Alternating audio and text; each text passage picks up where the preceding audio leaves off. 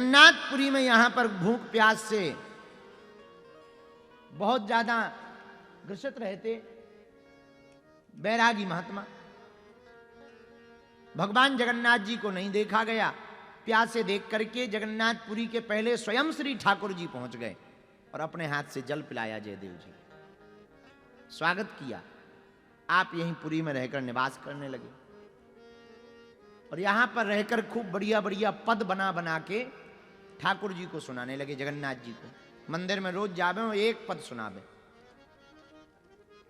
उसी समय एक ब्राह्मण ने मनोरथ मांगा जगन्नाथ जी से कि अगर हमारे संतान हो जाएगी तो जो भी होगी हम तुम्हारे चरणों में चढ़ा देंगे। जगन्नाथ जी, भगवान की ऐसी कृपा कि उनको बिटिया हो गई। अब बेटी जब बड़ी हुई तो जगन्नाथ जी के मंदिर में आके बोले, प्रभु आपकी कृपा से हमने जो मनोरथ मांगा था वो पूर्ण तो हो गया, पर बेटी भई है तो जा ही ले लो। बेटी दई हमने चरणन में। भगवान बोले हम क्या करेंगे? भगवान बोले इधर आओ, हमारे ही बड़े प्रिय भक्त यहां जंगल में रहते हैं, तुम एक काम करो, इस बिटिया को जयदेव नाम के महाकवि सम्राट जो हमारे ही भक्त हैं उनके साथ उनको दे दो और ब्याह करवा दो। जाओ, हमारी आज्ञा है। और सुनो, ऐसे तो वो मानेंगे नहीं, तो एक काम करना, कह देना जगन्नाथ जी की आज्ञा है। तो सुदेव नाम का ब्राह्मण अपनी बेटी को लेकर के गया। तो ये तो जंगल में बढ़िया जो है जगन्नाथ महाप्रभु के गीत गा रहे थे। जैसे ही गए, जाकर राम राम हुई, जय जगन्नाथ महाप्रभु की। कविराज भक्त श्री जयदेव जी बैठे थे, बोले महाराज आपकी जय हो बे। कहो भैया। बोले हे ब्राह्मण देव, आप हो तो निष्कंच वो बड़े उदारवादी बैरागी, पर कुछ सेवा ले आए हैं आपके लिए। जयदेव जी बोले बताओ। बोले और तो कुछ नहीं है, हमारी एक बिटिया है, हमारा नाम सुदेव है, हम ब्राह्मण हैं, ब्याह कर लो। जयदेव जी बोले तुम्हारा दिमाग खराब है, हमारे न मकान है, न गाड़ी है, न बंगला है, कपड़ा तक ठीक पे नहीं है और ठिकानों कुछ है नहीं। आज ही पेड़ के यहाँ रुक रहे, कल वो पेड़ के नीचे रुक रहे, हम रोज पेड़ ही बदलते हैं। इतने बैरागी थे वो कि एक वृक्ष के नीचे नहीं रहते, रोज वृक्ष बदलते थे। बोले एक वृक्ष के नीचे रहेंगे तो कर्जा ज्यादा हो जाएगा, हाँ वृक्ष ही बदलते रहते। बोले हम एक वृक्ष के नीचे आज हैं, कल दूसरे के, कहाँ रहेगी ये बेफिजूली में? काऊ बढ़िया घराने में विवाह करवाओ, अच्छे महलों को ठाट बाट, बड़ी सुंदर है, हमारे चक्कर में ना पड़ो, ले जाओ वापस। अब ब्राह्मण ने जहां इतना वैराग्य देखा तो वही लगो कि बात तो सही है इनकी, लेकिन अब करें क्या, भगवान की आज्ञा है। बोले देखो प्रभु जयदेव जी, और तो ठीक है, पर ये जगन्नाथ महाप्रभु की आज्ञा है कि आपको विवाह करना पड़ेगा। तो मन ही मन जयदेव जी बोले वो बड़े खतरनाक है। तो हाथ जोड़ के बोले सुनो पंडित जी, उनके पास में तो हजारों सेवक हैं, दास दासियां हैं, जा भी उन्हें यहां दे दो। 1000 हैं सो एक और सही, इधर तो सब बर्बाद है, आगे पीछे कोई है नहीं है। कन्यादान देने वाला तो है, पर इधर से ना फूफा है ना मामा है, कोई है ही नहीं है, एकदम जय जय सीताराम है। तो एक काम करो, उन्हें यहां सौंप दो, वे व्यवस्था करें, हम आओ पीछा छोड़ो, हमारे पिंड छोड़ो, हमें शादी वादी नहीं करनी, हमें ऐसे ही ठीक है। ब्राह्मण देवता बोले अब चाहे जो हो जाए, हम तो बेटी यहीं छोड़ रहे, भगवान की आज्ञा है, हम भगवान की आज्ञा नहीं टाल सकते हैं, तो जाओ, हम बिटिया को यहां छोड़ रहे, हम जे जा रहे। ब्राह्मण देवता चले गए, बिटिया को छोड़ दिया।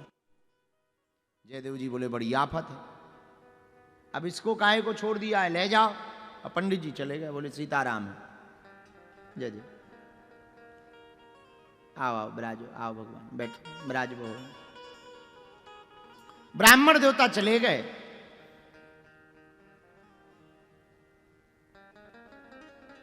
आ जान दो, बैठ जान दो।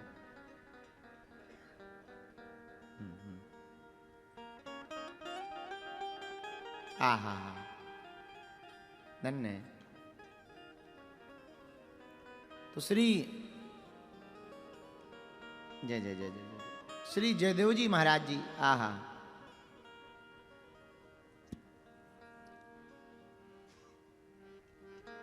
परीक्षा लेते हैं उस बालिका की। क्या करोगी यहां, घर चली जाओ, यहां आगे ना पीछे कोई, सब ऐसे ही है, सीताराम है। खाने पीने का भी कोई ठिकाना नहीं है, रहने का भी कोई ठिकाना नहीं है, कहाँ भूखी मरोगी। बढ़िया कोई वर देखो अच्छा सा ठीक ठाक घराने का, बढ़िया ब्याह करो, बढ़िया मालपुआ रोज पाना, खूब प्रसन्नता पूर्वक रहना। तो हाथ जोड़ करके वो बालिका बोली, बुरा ना माने तो एक निवेदन करें। बोले करो।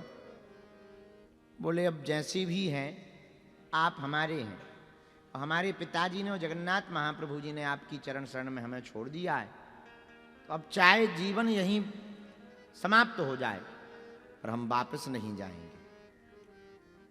अब पूरी रात ऐसे ही रोते हुए वो बालिका बैठी रही। जयदेव जी ने सोची अब जगन्नाथ प्रभु की आज्ञा है, अब जो होगा सो देखा जाएगा। सो ब्याह कर लिया। अब शादी हो गई तो बोले अब ऐसे जंगल में रहना ठीक नहीं है, शादी हो गई तो अब तो यही तो झंझट है बड़ी। शादी के बाद यही लफड़े होते हैं, बड़े लफड़े।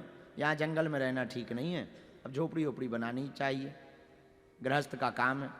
रात बिरात कोई डकैत बकैत आवे, आफत हो जावे। एक आदमी हमें मिला डकैत से, हमें याद आई। एक आदमी कथा में आया, बोले गुरुजी तुम्हारी कथाओं में हमारी चप्पलें चोरी हो जाती हैं। हम कहा भगवान की ऐसी कृपा है कि जिस पे जिसका जितना ज्यादा चित्त रखा हो भगवान उसी का हरण कर लेते हैं।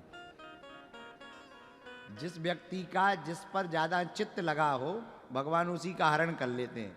वो बोला नहीं नहीं ये बात गलत है। हम कहा क्यों? बोले हमारा चित्त कई बार लुगाई पर रखा रहता, वो कभी नहीं गायब होती है।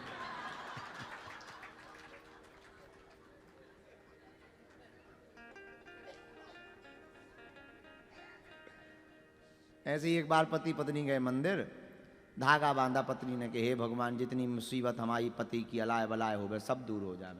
2.5 मिनट में धागा खोल दिया। तो पति ने पूछा क्या बात है, धागा क्यों खोल दिया? बोले मुझसे गलती हो गई है, मैंने भगवान से कहा कि जितनी मुसीबत हो मेरे पति की अलाय बलाय वो भग जावे, पर मुझे अभी खबर आई कहीं वो मुसीबत मैं ही ना हूँ। तो श्री जयदेव जी महाराज जी ने सोचा कि अब वन में रहना उचित नहीं है, झोपड़ी बना लेनी चाहिए। सोई जो है आप झोपड़ी बनाकर रहने लगे। भाव इतने प्रबल, आहा आपने गीत गोविंद लिखा, क्या कहना। गीत गोविंद श्री जगन्नाथ महाप्रभु जी को इतना प्रिय है, इतना प्रिय है, इतना प्रिय है कि कोई गीत गोविंद गावे तो ये भोजन छोड़ देते, इतना प्रिय है। इसलिए लाल पटका जगन्नाथ जी को बड़ा प्रिय, इसमें गीत गोविंद लिखा है।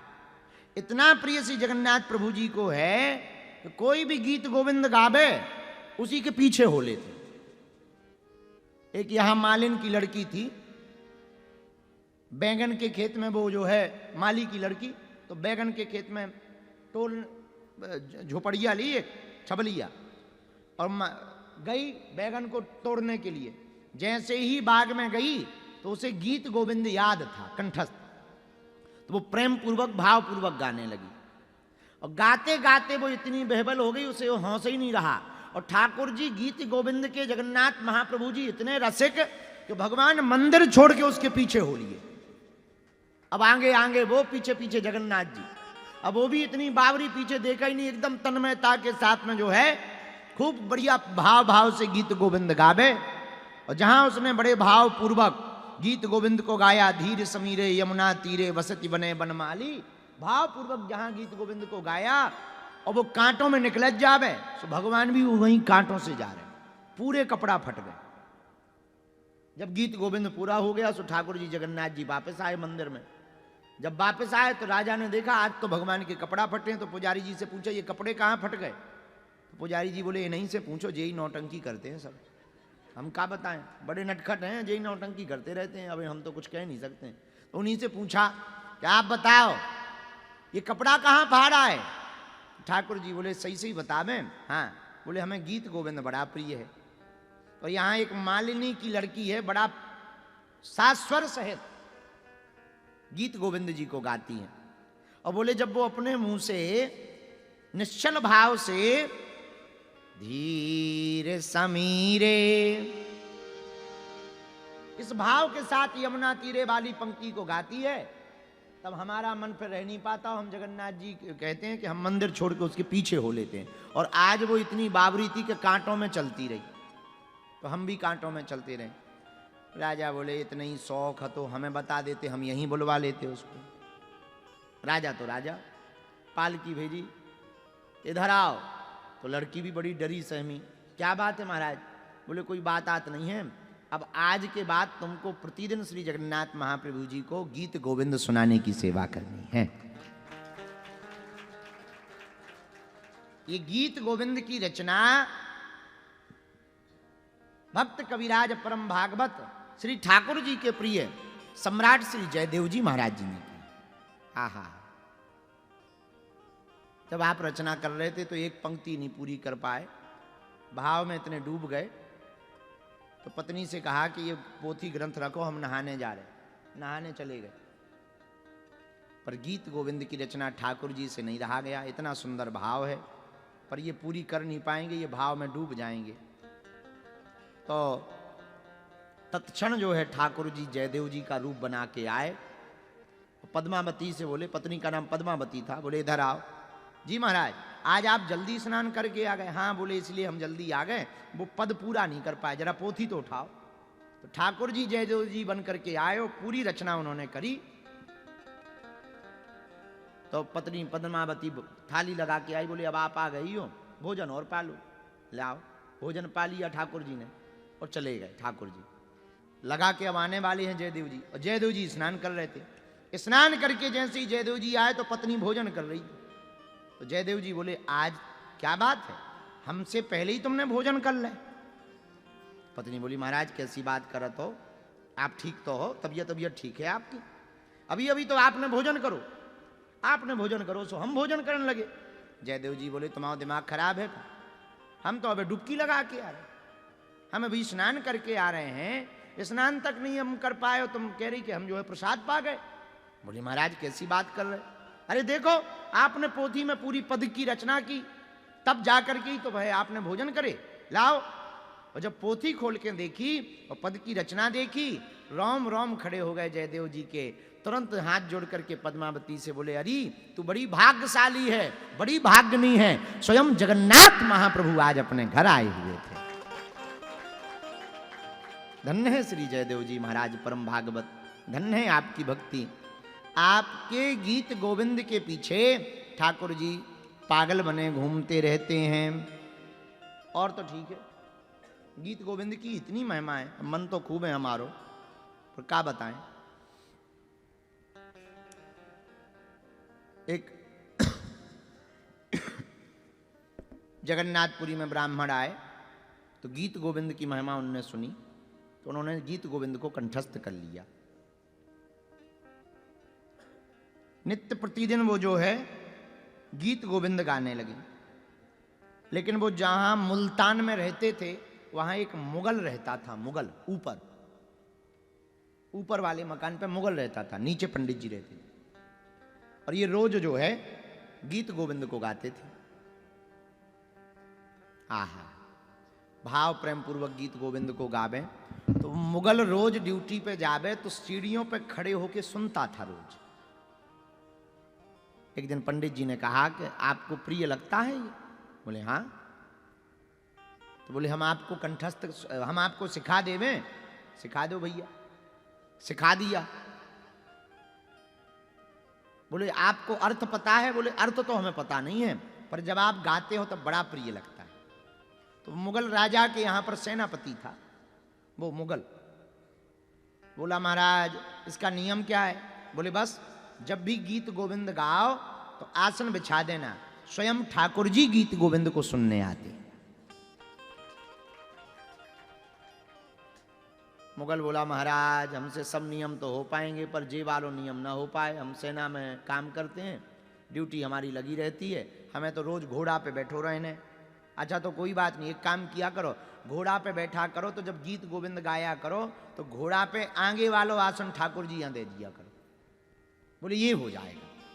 अब उसने रोज की आदत कर ली, वो घोड़ा पे बैठे हो, कह दे अच्छा लो आओ जगन्नाथ महाप्रभु ठाकुर जी आगे बिराजो, अब हम गीत गोविंद सुना भी, और घोड़ा चलावे।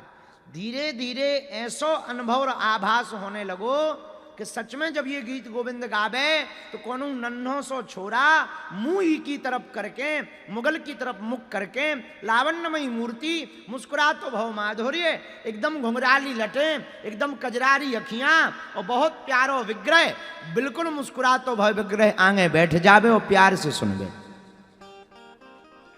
एक दिन गड़बड़ हो गई, ये जल्दी में था तो भगवान को ठाकुर जी को जो है जगह देना, आसन देना भूल गया और घोड़े पे बैठ गया और चला जोर जोर से। और आदत में था ही कि जैसे ही घोड़ा चला सोई गीत गोविंद गाने लगा। गीत गोविंद गावे सोई ठाकुर जी पीछे पीछे भाग रहे हैं।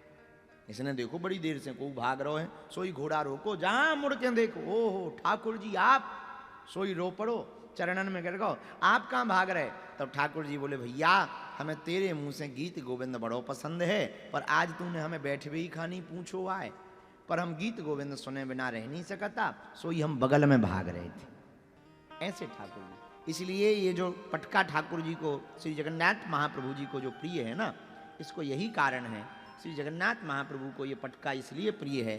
और यहाँ आप जब भी जाओगे मंदिर दर्शन करने तो जो पटका जरूर डालें। अब आपको डालो हो ना डालो हो, हमको तो 2-3-4 बार डल गो।